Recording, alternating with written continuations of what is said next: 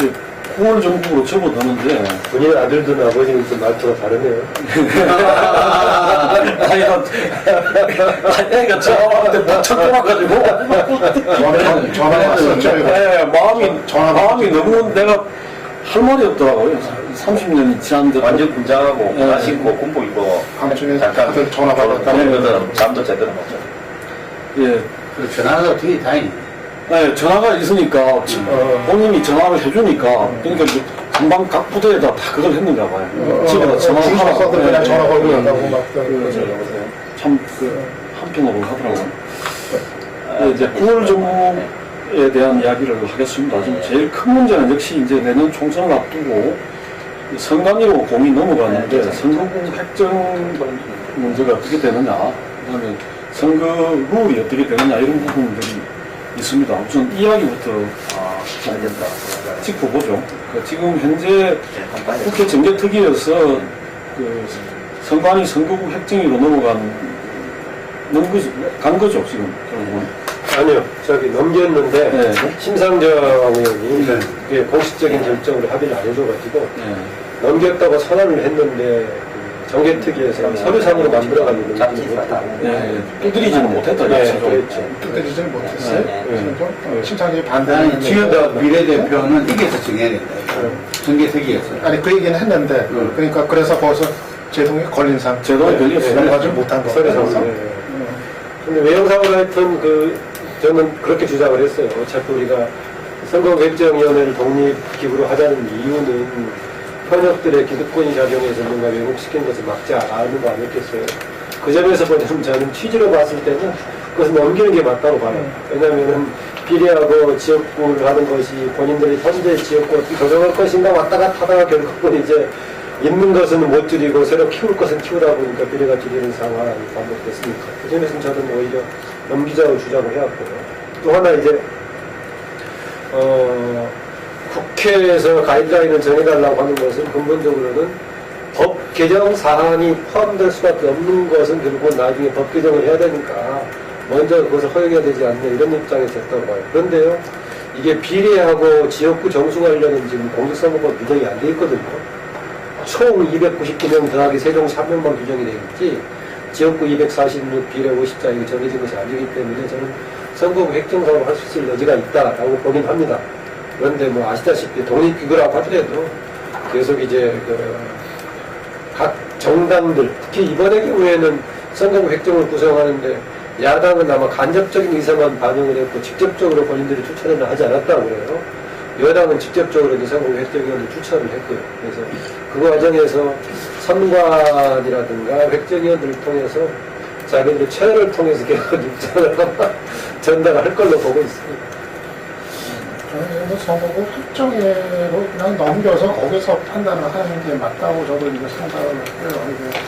이미 그 의원 정수 300명 유지는 여야가 뭐 선언을 한 거고, 그리고 이거를 뒤엎는 게 또 국민 정서 생각하는 뭐 간단한 일은 아니라고 보고요. 그러면은 300명 안에서 이거를 이제 조정을 이제 해야 되는데, 이거를 과연 정치권이 이거를 할 수가 있을 것인가? 그럼 결국은 지역구 지키기 위해 가지고 비례대표를 줄이는 것 이외에 과연 다른 선택을 과연 할 수가 있을 건가, 자기 머리를 감는 시기에 그런 걸 생각을 했을 때는 그냥 획정위에다가 이걸 맡길 수밖에 없는 문제 아닌가 생각이 들고요. 그래야 비로소 사실은 뭐 국민 정서상으로 봤을 때는, 그리고 또 상식적으로도 비례대표를 그냥 손쉽게 줄이는 방식보다는 결국 국회의원들이 자기들끼리 그 안에서 어떻게든 치고받고 어디서 정한 방법을 마련하든 그 안에서 좀 해결을 하는 게 바람직한 거 아닌가 이제 생각이 이제 들고요. 그리고 결국은 이거 권역별 비례대표제 문제하고 오픈파일머리 문제, 물론 이거 뭐 빅딜 얘기 나왔을 때는 뭐 서로 다른 걸 이걸 뭐 거래하듯이 이게 말이 되냐 얘기도 나왔지만은, 현실적으로 봤을 때 지금 이제 시간에 쫓기는 상황에서는 또 그 방법밖에 없는 거 아닌가 하는 생각은 이제 좀 이제 듭니다. 그렇지 않고서는 지금 야당이 요구하는 권역별 비례대표제를 또 여당이 그냥 다른 어떤 그 대가 없이 수용할 가능성도 좀 희박해 보이고, 결국 두 가지가 딜이 이루어지는 것이 좀 현실적인 방법 아닌가 그렇게 생각을 합니다. 저는 오픈 프라이머리 안 될 거라고 보고요. 결국 오픈 프라이머리가 그냥 국민 경선제라 해서 새누리당 의원들을 이제 여론조사 받는 비율을 좀 높이면서 나머지는 뭐 당원들 투표 이렇게 결정될 거라고 보여요. 근데 여기서 이제 중요한 거는 국민들의 입장에서 과연 비례대표라는 걸 어떻게 바라봐야 되냐는 건데, 저는 그 국민들 입장에서 비례대표가 없어야 된다고 봅니다. 뭐 장애인이 전문성을 강화하고 소외계층을 대변한다 이러는데, 솔직히 지금까지 보면 비례대표 의원들이 투표에서 뽑힌 사람보다 질이 더 낫다고 전혀 볼 수 없고, 전문성이 있다고도 볼 수 없고, 솔직히 정치적 보고서들 내지는 뒷돈 이런 부분으로 비례대표가 거의 움직여 왔기 때문에, 이런 류의 비례대표보다는 그래도 국민들이 선출하는 게 조금은 낫다고 보고, 지금 한국적 상황에서 굳이 비례대표가 필요한 것인가, 상당히 있어왔기 때문에 단순히 유지해야 된다는 것은 필요 없다고 보고, 오히려 여야당들이 각 직능의 출신들을 공천을 주면 될 거 아닙니까. 그래서 그 비례대표를 통해가지고 소외계층, 여성, 장애인들 대표하고 전문성을 높인다. 저는 비례대표 맨날 쭉 늘어놓고 과연 그런가에 대해서 보면 국민들 대부분이 비례대표가 누구인지 잘 몰라서 그렇지 수준이 투표 뽑아서 한 사람보다도 더 낫다라고 보는 거입니다. 그 다음에 이제 국회의원들이 참 자기들 기득권을 안 놓치려고 하는데, 지금 국회의원 숫자를 늘려도 좋은데 그만큼 국회의원들의 보수라든지 주어지는 혜택을 국회의원 예를 들어서 2배로 늘리면 월급을 반만 받아내는 건 제가 볼 때 광역 폐지해버리면 더 낫다고 보는데, 그런 이야기를 안 모는 걸 보면 국회의원들이 솔직히 국민을 위해서 정치한다지만 자기들이 받는 특권에 대해서 굉장히 민감하다는 걸 저는 볼 수 있어요. 한국적인 현상에서 국회의원을 2배 늘리고 지금 보좌관은 7명에서 인턴까지 하면 9명에서 한 3명으로 하고, 국회의원 월급을 한 500만 원이나 400만 원을 줄이면서 2배 늘리는 것이 더 낫다고 보는데, 그러면 국회의원 하려고 저렇게 애를 쓸 사람도 별로 없을 거라고 봐요. 흔하고 흔한 거에다가 월급 적고 보좌관도 적고 차량 기름값 이런 거 깎아버리고, 그러면 일종 해보겠다라고 생각 있는 사람들만 국회의원을 하게 되고 조금 더 양질이 되고 다른 데가 되고 나을 거라고 봅니다. 그건 절대 이야기 안 하잖아요. 그런 걸로 보면 국회의원들의 본질, 특권도 하여튼 죗값이 국회의원의 본질일 수도 있다 이런 생각도 들어요. 여야가 아무도 그런 이야기 하지 않고 순식간에 300명을 유지한다고 해버리지 않습니까? 결국은 이번에도 보면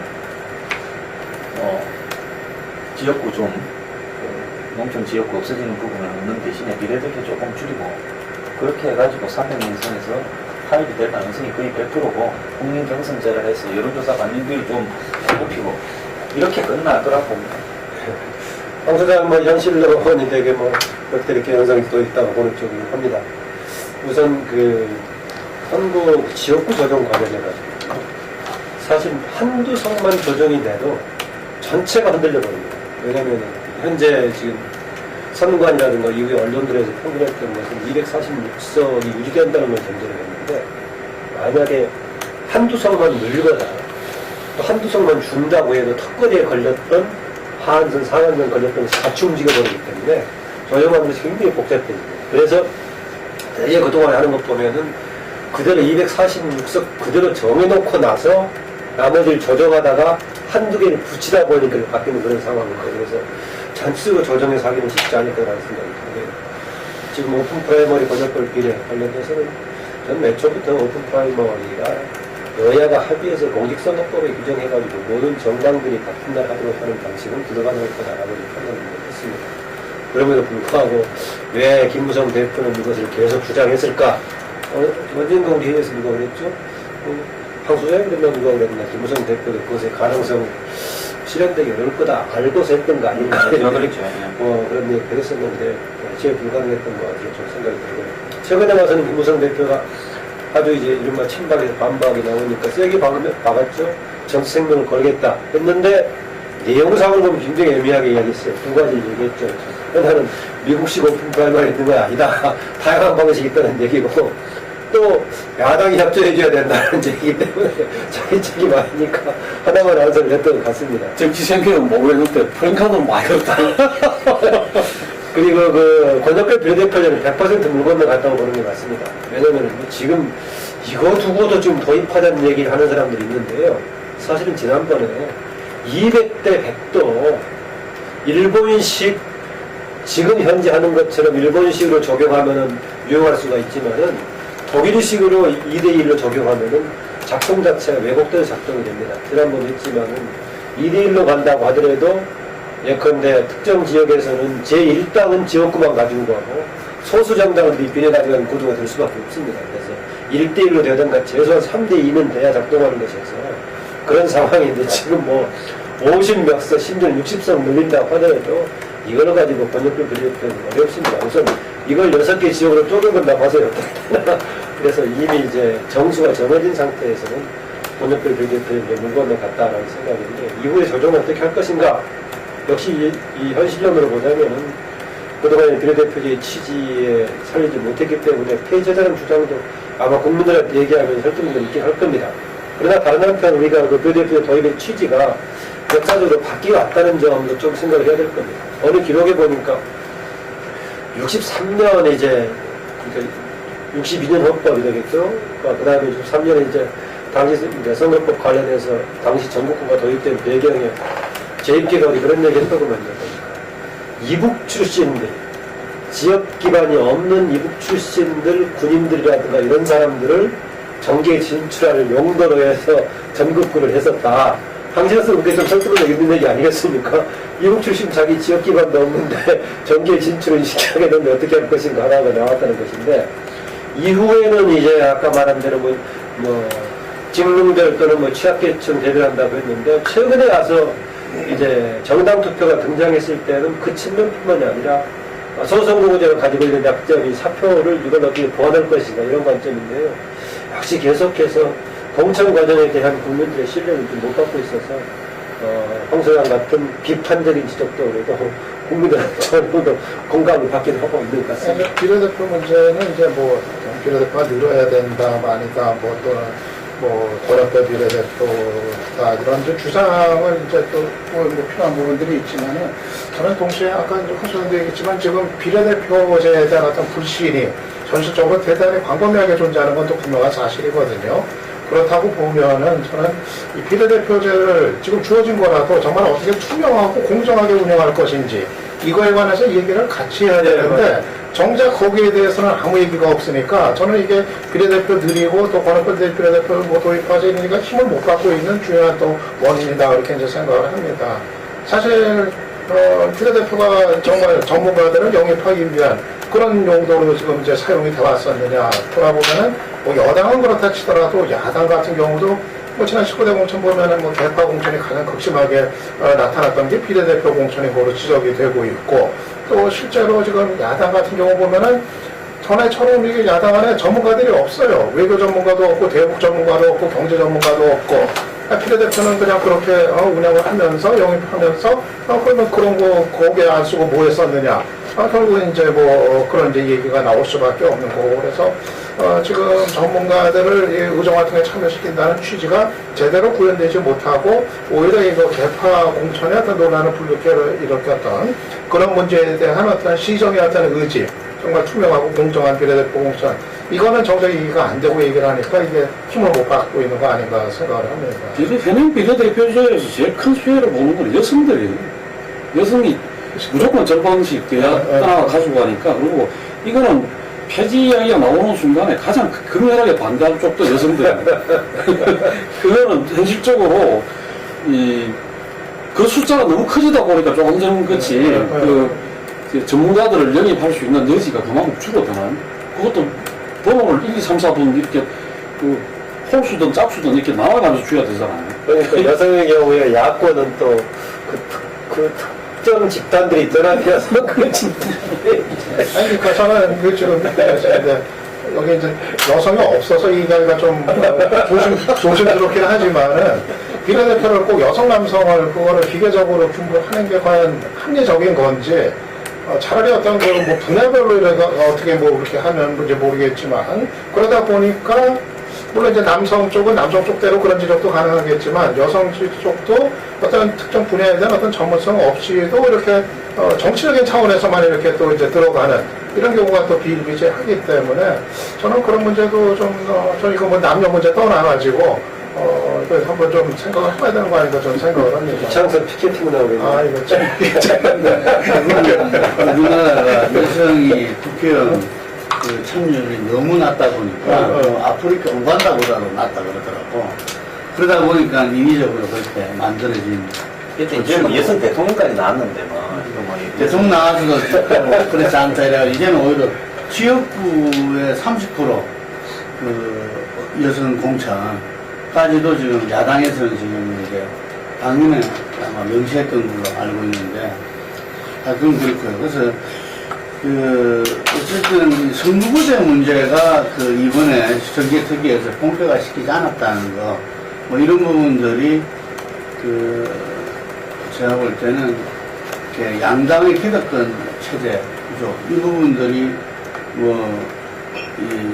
여전히 지속될 수밖에 없고, 그 부분에 대한 어떤 3당이나 혹은 다른 정치 세력, 또 학계나 시민단체, 이런 부분들이 어떤 조직적으로 양당의 어떤 틀을 깨기 위한 소정부에서 선거구제의 어떤 전환 부분들에 힘이 모아지지 않은 부분도 좀 한번 짚어볼 만하다. 이게 이 소선거구제에서 어떤 걸 하더라도 저는 양당으로 갈 수밖에 없는 이런 부분들인데, 그 부분에 대해서 보면 그냥 지나간 것 같아, 이게.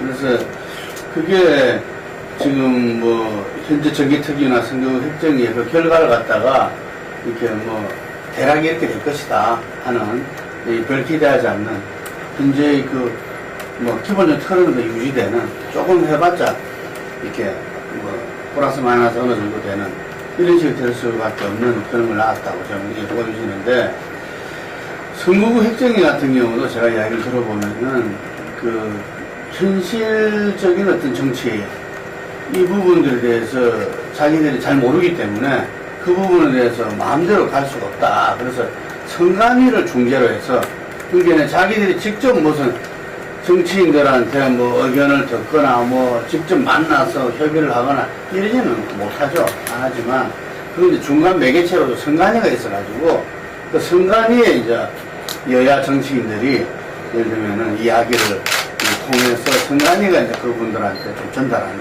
이런 식으로 사실은 선거구 획정위의 정치권의 이해관계가 많이들 이렇게 지금 나눠지고 있는, 공유되고 있는 상황이라고 들었습니다. 그렇기 때문에 그 결과에 있어 가지고는 비슷하게 되지 않겠나 생각하는데, 어쨌든 간에 선거구가 2대1로 돼야 되고 13만 대충 27만 이 정도로 돼야 되기 때문에 이 농어촌 부분에서 영원하면 공이 되겠지만, 이 부분에서는 현재 13만 안 되는 부분들이 많거든요. 그런데 27만 넘어선 데도 많고, 그래서 이 부분은 여러 가지 해법들이 나오고 있는데, 제 추측컨대는 아마 농어촌 특별구는 나오지 않겠나. 우리 세종시 특별구로서 세종시가 인구가 안 되는데도 강력자치 방지기 때문에 한 지역구가 됐듯이 농어촌 특별구가 몇 개 정도 영원함에 이렇게 탄생하지 않겠나 생각이 들고, 역시 핵심은 비례대표의 어떤 이 축소냐, 확대되기는 어려운 상황이고, 지금 현재 분위기가. 축소 이 부분들인데, 비례대표에 대해서 양쪽 다 전부 다 이 정치인이든 거기에 대해서 상당히 부정적인 생각을 갖고 있다는 거죠. 사실 임명제다. 저는 그 부분을 이번 이 각 정당들이 비례대표가 임명제라는 부분들을 갖다가 해소하고 극복할 수 있는 그런 대안을 갖다가 좀 내놔야 되지 않겠느냐. 진보정당 쪽에서 비례대표를 갖다가 선출하다가 여러 문제가 발생하고 했지만, 어쨌든 이번 시기에 여야 1, 2당이 비례대표에 대해서 임명제라는 부분을 해소할 수 있는 부분을 내놔야 된다. 그게 한편으로 우리 정치는 어느 정도라도 이번 이 과정에서 건강해할 수 있는 이 계기가 될 수 있지 않나 이런 봅니다. 저는 지금 전 세계 경제 게리맨더링이라든지 또 대선에서 수천억의 자금을 거둘 수 있는 여야의 기득권 체제에 들어가 있는 사람한테 대통령이 될 수 있는, 그리고 어마어마한 정치 자금인데, 또 나아가서 미국이 지금 대통령을 간선으로 뽑고 있다라는 그런 형태들, 이런 부분들이 문제가 엄청나게 많은데도 그건이 안 되는 이유가 그만큼 정치 기득권은 이 개인민주주의가 왜곡되고 뜻만 전달하는 게 아니라 뽑는 방식을 사실상 소수의 정치인들 네트워크에서 결정해 간다는 게 문제라고. 한국 정치가 저는 혁신되려면 현재 여야의 그 양당 지역 구조와 그다음에 남북 분단 구도에 편성한 이 양당 구조가 깨지면 한국 정치가 굉장히 개혁적으로 될 거라고 봅니다. 그게 안 깨지는 이유가 뭔가 선거구 제도를 이 사람들이 항상 주무르니까 그 절대 안 깨질 거라고 보이고 그 다음에 뭐 이게 정치 개혁 특위에 그 간 교수 몇 사람이 아니면 사회적인 명망가 몇 사람이 과연 이 양당 구조로부터 독립되어 있는 사람들 저는 전혀 아니라고 보거든요. 그렇기 때문에 이런 부분들이 한국 정치가 국민들 스스로 뭐 예를 들어서 전 3, 4당이 만들어져서 그쪽을 몰아줘서 뒤집어질 때까지는 좀처럼 잘 안 뒤집어질 거다. 미국에서 3당이 안 되는 거하고 똑같은 이야기로 저는 봅니다. 그래서 이번에도 전혀 제가 볼 때 뭐 선거구 개정이 정치 개혁과 관련되는 그런 일들이 안 일어날 거라고 저는 보고 있고요. 이렇게 말만 하면서 시간을 끌다가 나중에는 급히 하룻밤새나 이틀밤새 사회기제에서 그냥 끝나버릴 거라고 봅니다. 지금 틀에서 조금만 바꾸는 식으로 결국은 비례대표 숫자 줄이는 방식으로 갈 거라고 저는 확신을 해요. 그런 어떤 부분에서 봤을 때 이번에도 역시 의미 없는 이야기가 될 것 같아요. 예, 총선을 앞두고 이제 총선 룰이나 또 선거구 획정 문제에서 크게 기대하기는 어렵다. 그런 말씀으로 저기 되고.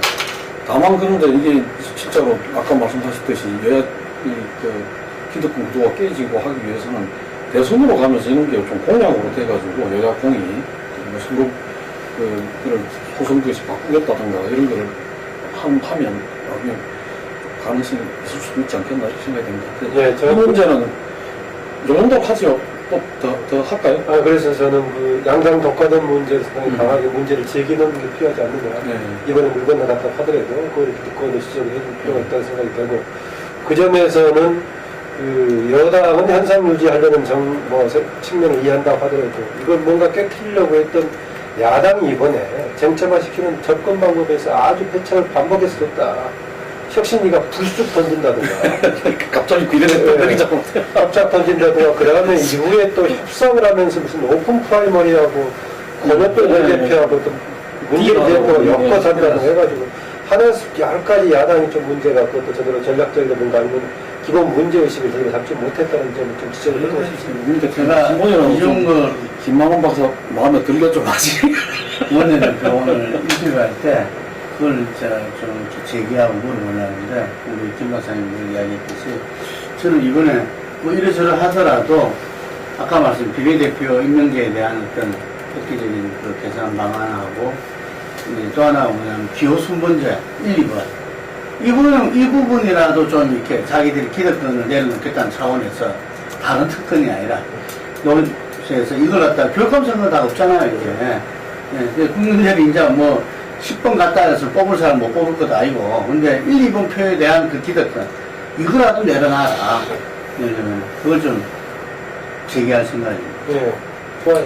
네, 그 공문을 그 정도로 하고 지금 9월 정부로 넘어오면서 그동안 이제 우리가 여러 차례 뭐 이런 논의를 했습니다만 야권의 이제 분열 가능성, 신당 창당 움직임 이런 걸 짚었는데 최근에는 조금 또 기류가 좀 바뀌는 것 같기도 해요. 조성용 차고가 복귀를 하고 또 천연배 의원 쪽 움직임도 크게 지금 호응이나 탄력을 못 받는 것 같고 그러면서 이제 밖에서 이 새로운 신당을 염두에 두고 뭐 생각하는 사람들은 많은 것 같은데 이게 큰 힘으로 지금 아직까지 가져가고 있지는 못한 거 아닌가 이런 생각이 드는데 요즘 이 부분이 좀 궁금했습니다. 그냥 다 선수들입니다.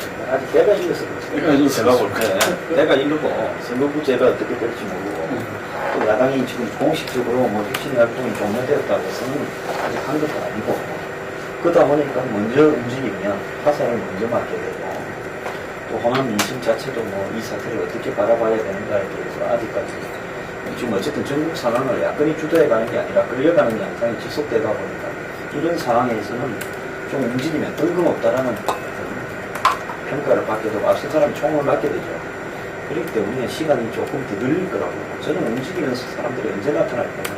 11월부터 1월달 사이에 집중적으로 야권의 재편이 될 거라고 봅니다. 재편이 될 거냐는 그건 거의 확실하다고 봐요. 왜? 지금 새정치연합이라는 틀을 벗어나서 예를 들어서 또 다른 호남에 뭐 정당이 하나만 만들어진다. 그게 중앙에도 되고 뭐 전국적인 정당이 되자면 호남의 전세에 부합하는 정당이 하나로만 지금 다양한 흐름이 하나로만 만들어진다면 거기에 가면 당선 확률이 새정치연합보다 조금이라도 1%가 더 있다. 안 그러면 비슷하다. 안 그러면 뭐한 10% 정도만 낮을 뿐이다라고 하면 분명히 단일이 되죠. 그렇기 때문에 왜냐 총 대선에서는 하나가 되는데 총선까지는 우리가 호남의 전설하고 좀 야당의 주류가 호남인데 그 소대접을 받고 있고 소홀하게 여겨지고 있다. 이렇게 이야기하면 제가 볼 때 당이 충분히 됩니다. 당이 되면 반드시 당이 될 만한 사람이 움직이고 당이 안 되면 안 움직이는데 제가 볼 때는 당은 분명히 될 만한 여건이 돼 있어요. 그렇기 때문에 지금 물 밑에서 많은 준비들을 하고 이러다가 제가 볼 때는 11월 달에 쯤에 이제 움직이는 사람이 나타나면서 총선 때 이 당이 형성될 거라고 보고 지금 많은 흐름은 결국 하나가 될 거라고 봅니다.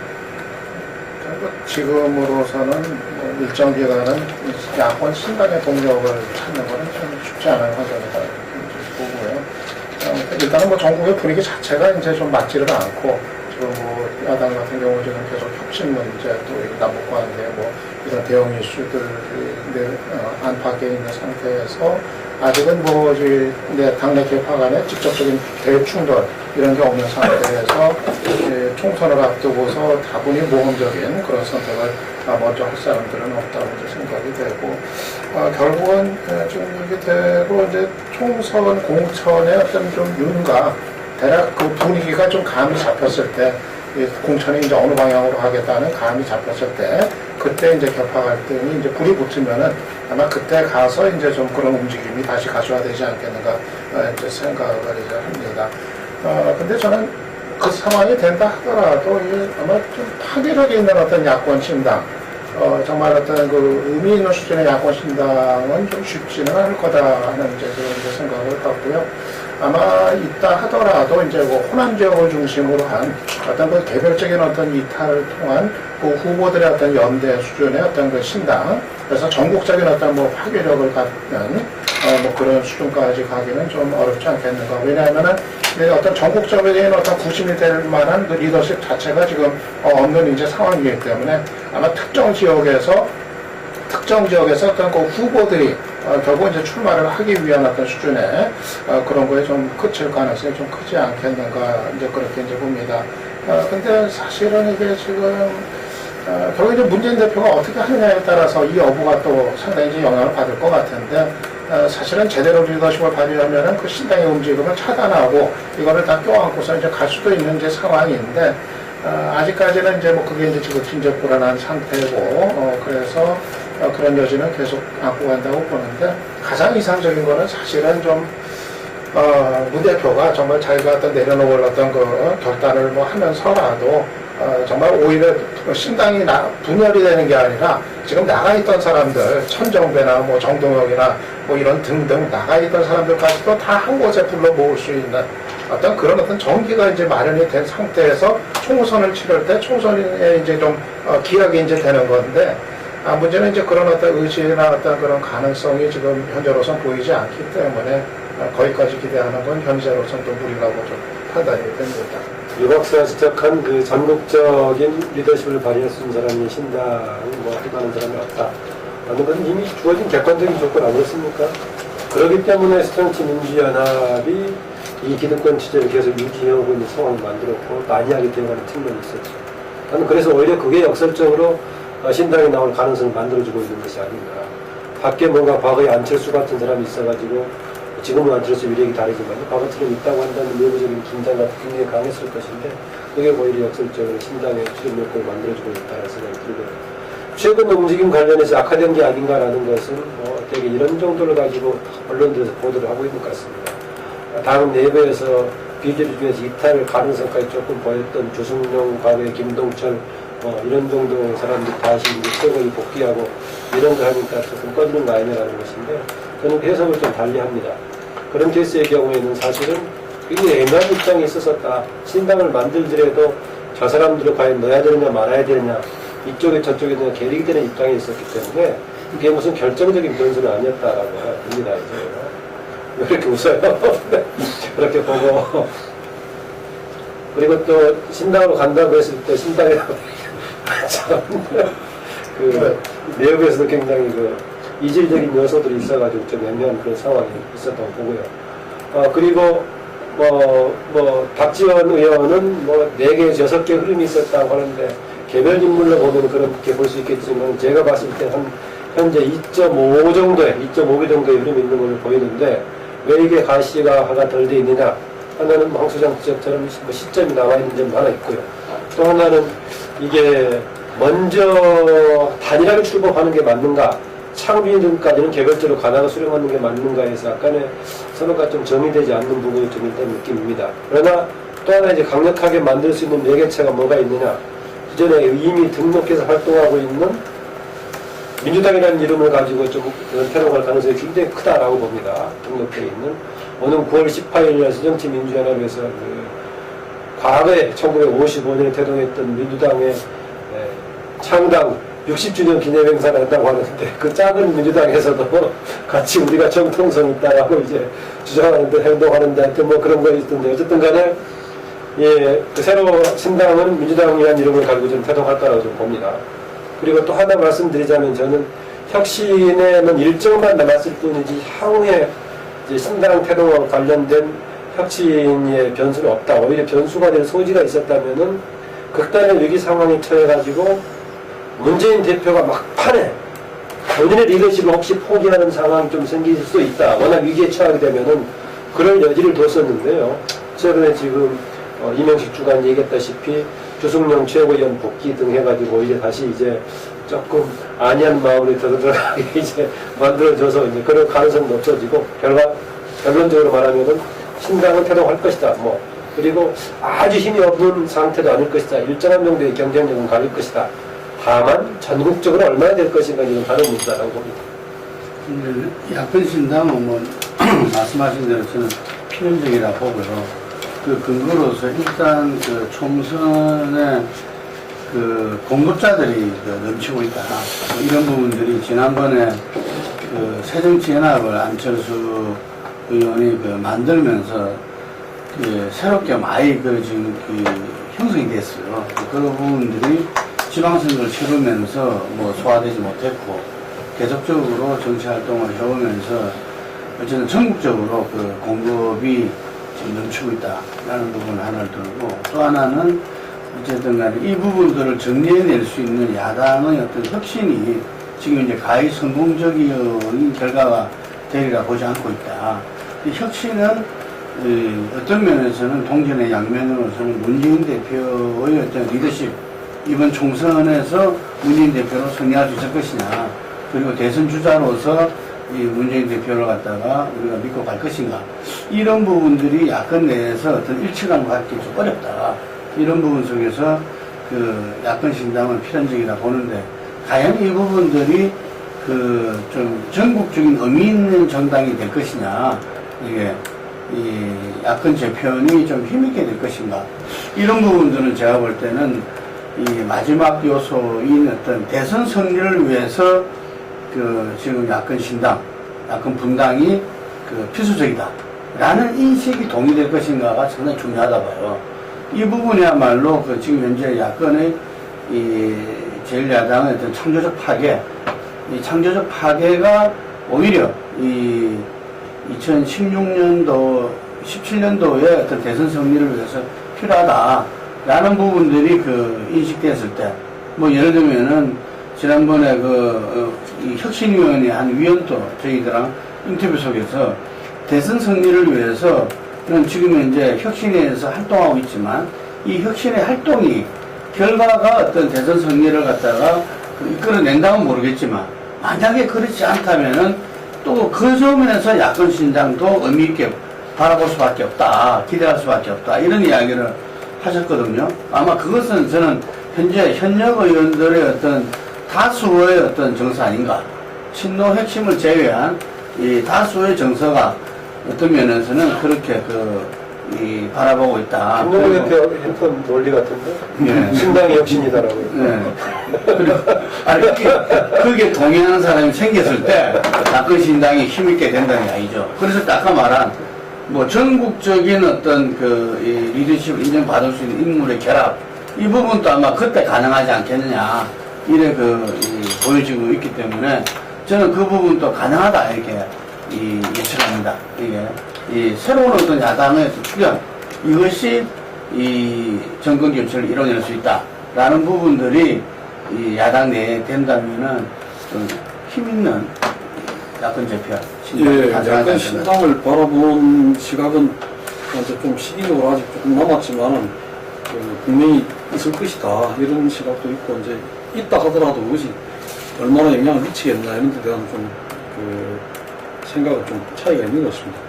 뭐 나머지 이제 쭉 적어놨는데 이게 지금 시간이 10분밖에 안 남았기 때문에 다 거론하기는 그럴 것 같고 이 부분이 오히려 클 것 같아요. 중국발 지금 경제 위기 이게 지금 상당히 파장이 어디까지 갈지 모르겠고 이게 이 상태로 조금만 깊어지면 바로 내년 총선에도 심각한 영향을 미치지 않겠냐 이렇게 또 봐지기 때문에 이 문제를 좀 이야기를 하는 게 어떻겠나 싶습니다. 사실 그거 많이 이야기하고 있는데 방송에서 좀 지금 한국의 실질적인 중국 의존도가 수출에 그래서 40%대가 훨씬 넘는다. 40% 중반대까지 간다. 그러니까 중화권 전체와 중국 화교 자본까지 합치면 그렇게 된다는 거죠.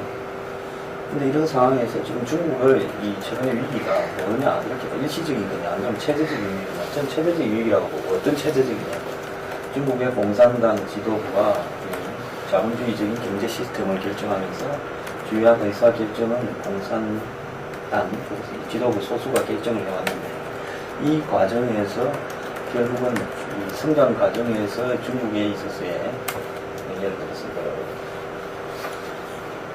복지, 그 다음에 부패, 그 다음 세금, 그 다음에 또 이 전체적인 목 중에서 노동자에게 돌아가는 이런 부분들, 또 금융 시스템, 그 중국 정부의 부채, 그 다음에 과잉 설비 이런 요소들을 갖다가 얼렁뚱땅 해왔다는 거죠.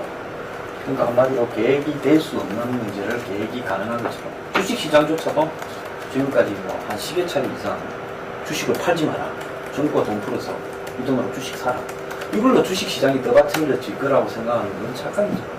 근데 중국 정부가 처음에는 저임금으로 성장해왔기 때문에 이런 단점들이 지난 30년간 감춰지고 저임금이 한계에 이르니까 부동산 붐을 일으켜서 건설 현장을 만들고 사적인 부동산 붐이 시장이 꺼지니까 그 다음에 만드는 거는 결국 중국 정부가 돈을 풀어가지고 과잉 설비, 과잉 인프라를 갖다가 중국 사회 내부에 굉장히 되었죠. 이것도 한계에 도달되니까 이제 주식을 갖고 왔는 거예요. 그 과정에서 중국이 뭐 양적 완화라든지부터 해서 금리나 지불 준비율이나 쓸 수 있는 방법은 다 쓰는데 이제는 안 되니까 인위적인 화폐 그러니까 통화 조작에 들어가가 위안화 가치 평가 절하를 합니다. 그게 마지막 수순이라고 보입니다. 외국의 지금 중요한 분석가들은 그건 말을 안 했습니다. 이건 6.8%라고 IMF가 성장률을 이야기하는데 중국 정부가 지난 30년간 등소평 집권 이후에 본격적으로 경제 드라이버를 걸은 이후에 7% 이하로 내려간 적이 한 번도 없는데 실제 지금 중국의 성장률은 2% 수준이라는 거 서양에서 지금 많은 이야기가 나오고 있고 중국에서 수치를 다 조작하는데 마지막까지 못 조작하는 거는 전기 사용량이라는데 실제 중국의 전기 사용량이 여름인데도 불구하고 줄어들고 있어요.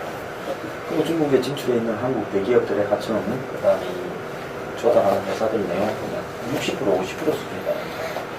그래서 중국 경제가 이건 일시적인 어떤 경기 순환 로테이션이 아니라 거의 붕괴되고 있다고 봐야 되는데 이 붕괴를 갖다가 중국 정부가 통제할 능력이 없다는 거고 그 가장 핵심은 중국 정부가 자본주의화 되는 과정에서 가스, 통신부터 시작해서 철강, 조선, IT, 금융 상당한 부분들을 중국 공산당 지도부가 사실상으로 자신들의 가족, 친인척, 측근들에게 다 불화를 합니다. 소련은 푸틴 한 명이 다 과도 체제에서 자기가 넘겨받았고 중국은 공산당 지도부 과도 체제에서 지금 4세대까지 넘어오는 과정에서 그걸 다 넘겨받아버렸다는 겁니다. 이런 상황에서 형식적인 부패 척결이나 중국의 군사 불기, 영토 분쟁으로 좀 방향을 돌리고 있지만 극복하기 어렵다고 봅니다. 지금 이제 전 세계의 다음에 이 위기는 중국에서 시작돼가지고 지금 중국의 자원을 수출하는 신흥국이나 자원국에서 지금 위기가 오고 있지 않습니까? 그래서 아시아 전체에 위기가 오는데 여기에서 가장 타격이 심한 나라가 한국이다라는 그 이구 동성으로 이야기를 하고 있어요. 그래서 IMF나 금융위기보다 훨씬 심각한 경제적인 충격이 오고 있는데 최경환 부총리가 중국에서의 위안화 평가절하는 중국의 수출을 늘릴 거기 때문에 한국도 몽둥이 돼서 별로 손해볼 게 없다라는 식으로 이야기한다든가 이 부분을 심각하게 다루지 않고 있는데 저는 이 부분이 박근혜 정부가 앞으로 남은 이번 방안에서 위기가 가시화될 가능성이 매우 크다고 봅니다. 이미 이제 소프트 랜딩을 못하고 어차피 중국 정부가 계속 무한 선장을 불가능하니까 언젠가는 내려가야 되는데 그것이 이제 소프트 랜딩을 해야 되는데 이게 지금 하드 랜딩, 경출 그러니까 거의 경추락을 하고 있는데 이런 상황에서 과연 우리 정부가 중국에 사실상 경제적으로 몰빵을 좀 해오다시피 했는데 이 위기를 갖다가 심각하게 여기고 이걸 대처하기 위한 비상적인 어떤 국정 운영을 하지 않으면요 제가 볼 때는 현 정권에서 타격이 있고 이 현 정권에서의 타격이 총선이나 대선에도 연결될 수 있으니까 리스크 관리를 지금이라도 정부의 전 부처를 동원해서 심각하게 대응을 해야 된다고 봅니다. 그런데 그렇게 하는 것 자체가 경제는 신이라고 더 이렇게 공포심을 줄까봐 굉장히 조심하는 것 같아요. 근데 우리가 시시한다고 이게 끝난 문제가 아니라 이미 전 세계적으로 거의 공론화가 이제 됐다는 거죠. 중국의 경제 불안이 이제 좀 비교적 좀 단기적으로 끝날 건지 아니면 진짜 뭐 글로벌 경제 위기로까지 좀 심각한 국면을 치달을 건지 견해들이 좀 많이 막들 이제 나뉘어지는 것 같더라고요. 근데 어쨌든 간에 특히 올해 하반기 박근혜 정부한테는 이제 큰 부담이 될 거는 뭐 분명해 보이는 것 같아요. 어떻게 보면은 이 경제라는 것이 지금 사실은 박근혜 정부의 그 통치에 있어서 일종의 좀 버팀목 같은 역할, 그래도 그 유지가 되어 왔던 것이 다른 거에 내세울 게 아무것도 없어도 결국 이제 경제 얘기 가지고 이제 버텨왔다고 얘기할 수가 있겠는데 정작 이제 경제가 외부적인 요인에서든 어쨌든 간에 좀 전혀 사라지는 거는 고사하고 더 좀 어려운 그런 상황으로 간다고 했을 때 아마 최소한 이제 하반기에 국정 운영에서 대단히 이제 큰 부담이 될 수가 있다. 그런 이제 생각이 들고 어떻게 보면은 아까 얘기했었던 이번에 그 남북 대화를 좀 기존의 강한 입장을 고수를 하는 거를 조금 유연하게 하면서까지 대화 국면으로 넘긴 것도 그것도 사실은 이 지금 남북 대치 상황이 경제에 미치는 심각한 어떤 그 불안의 요인 이런 거를 일단 좀 덜고 가야겠다, 그거를 없애고서 가야겠다 이런 이제 판단의 결과라고 해석이 되는 만큼 이 경제 문제에 대한 어떤 좀 우려는 좀 상당히 좀 당장 하반기에 큰 부담이 될 거로 이제 보입니다. 일시적인 지금 이제 변화 과정에서 좀 어려움이나 공소장 지적한 것처럼 전체주의적인 체제하고 자본주의적인 시장 경제하고 부조화에서 나오는 어려움이나 근본적인 어려움이나 그것은 뭐좀 동일한 문제 같은데 우리나라한테는 저는 미치는 영향은 단기적으로 판단하는 게 맞지 않나라고 봐요. 길게 가다듬든 간에 그것은 큰 어려운 문제니까 그중에서는 단기적으로 어떻게 우리가 수용하고 정리하느냐 이게 가져갔는데 저는 내부적으로는 그것은 큰 틀에다가 오히려 최근에 4번 국내적인 불안의 요소는 지금 박근혜 정부에서 유일한 개혁으로 추진하고 있는 노동개혁법이 좀 쟁점이 되지 않을까 당장 지금 이후에 관련해서 아마 내부적으로는 국회 운영 과정에서 국정감사 하면서 나왔던 작은 논란거리 몇 개 빼놓고는 지금 후반기에 가장 큰 것은 역시 9월 이후는 노동개혁 관련 쟁점 아직 안 났습니다. 지난번에 이 자리에서 우리 대부분이 결과는 성과를 거두기는 좀 어려워 보이지만은 의제로서의 주도라든가 장점은 오히려 집권 여당이 가져갈 거다 했는데 대충 그런 관측이죠. 다만 이제 보니까는 이후에 청와대하고 여당에서 꺼내는 게 일자리 나누기에 대한 초점보다는 먼저 임금 피크대를 먼저 던져가지고 좋은 소재를 좀 순서를 좀 잘못하고 하고 있는 것 같아서 애초에 가졌던 것만큼 정부 여당의 유리한 의제를 끌고 가지 못하고 있는 것 같습니다. 그럼에도 불구하고 여전히 야당이 대한 대응책이 없기를 마찬가지긴 한 것 같고요. 어쨌든 간에 후반기에서는 저는 그 내부적으로는 불안의 요소는 노동개혁을 둘러싼 갈등이 아닌가. 근데 거기서 이어서 이야기를 하자면은 거기서 상당히 모범적인 사례를 KT를 들고 있는데 KT 이야기를 들어보면 임금 피크제가 실제로 노사관계 또 기업의 어떤 생산성 이런 부분들에 영향을 미치는 거의 없다고 이야기해요. 나갈 사람들은 이미 다 나갔고 그 임금 피크제는 이렇게 이름만 예를 들면은 그 명분만 있는 거지 실제로 그 부분들이 전혀 실질적으로 여러 가지 관계 작동하는 거 거의 없다 이런 이야기를 하거든요. 그래서 이것 또한 좀 전시 효과적인 가능성이 크다. 그래서 저는 이 노동개혁이 실질적으로 우리의 노동 유연성을 강화하는 그런 부분하고, 그 다음에 한편으로는 노동자들의 어떤 실질적인 어떤 소득 증대로 인한 내수시장으로 인한 우리 경제회복, 뭐 이런 관점에서 본다면은 현재 정부가 과연 정확하게 그런 후자의 방향으로 가고 있는가 하는 부분들에 대해서는 상당히 우려가 많다. 지금 정부가 굉장히 임금 피크제라는 걸 누가 예를 들어 대통령이나 정부에 각인시키려고 했는지 모르겠지만 그건 쓸 수 있는 노동 개혁을 할 수 있는 수단 중에 극히 일부분적인 것 같아요. 뭐 사적인 기업에 있어서 임금 피크제를 한다고 해서 거기에서 전략한 돈으로 사기업이 고용을 더 늘린다, 평생을 미리 사기가 될 직원을 연결이 되는 과제도 아니거든요. 그럼 지금 한국의 노동계 중에 가장 핵심은 비정규직과 정규직의 임금 격차. 정규직이 비정규직이 650만 이러지만 실제로는 제가 볼 때 850, 900만 이상으로 호수가는데 비정규직이나 파트타이머, 파견근로, 일용직 이런 사람들의 어떤 노동 환경을 강화시켜주는 거고, 결국 청년 실업도 이런 일자리들이 먹고 살만한 일자리가 되면 청년 실업 문제도 해결이 되는 거죠. 그래서 중요한 문제는 정규직과 비정규직의 노동시장의 이중구조고, 이 문제는 노동위원회하고도 연결이 될 수 있는 문제긴 하지만은 또 본질적으로는 정규직 노조의 양보를 초래해야 되는 부분이 명확합니다. 그럼 정규직 노조라는 거는 민노총, 노총 다 합쳐서 5%밖에 안 되는 사람들인데, 정부가 이 5%의 대표들을 마치 노동계획의 파트너로 해서 그 사람들은 노조와 이야기를 해가지고, 그것도 민노총 거부하고 있고 한국노총 만나겠어요. 그 과연 대표성이라도 있는가로 봤을 때는 어떻게 보면 본인들이 양보해야 될 대상이지 본인들이 대표성이 있다고도 볼 수는 없어요. 그래서 정부가 공무원 연금 개혁을 하다가 공무원 연금 개혁이 정치인들에 의해 가지고 중간에서 흐지부지 되고 말았듯이 노동 개혁이 흐지부지 될 가능성이 굉장히 많은데, 그렇게 하지 않으려면 적어도 국민들 앞에 정부가 이 정도의 노동 개혁이 문제가 심각하고, 그 다음에 이 부분을 안 하면 한국 사회가 유지될 수 없다. 그리고 청년 세대의 미래가 없다는 부분, 그리고 전 국민의 빈곤화 부분을 면할 수가 없다. 이런 부분들을 정부가 국민들 앞에 알리는 계기도라도 만들면, 이게 안 되더라도 그런 어떤 과제들이 지속적으로 넘어갈 수가 있는데, 이걸 갖다 임금 피크제를 해버리니까 굉장히 홍보 효과로라도 실패인 거예요.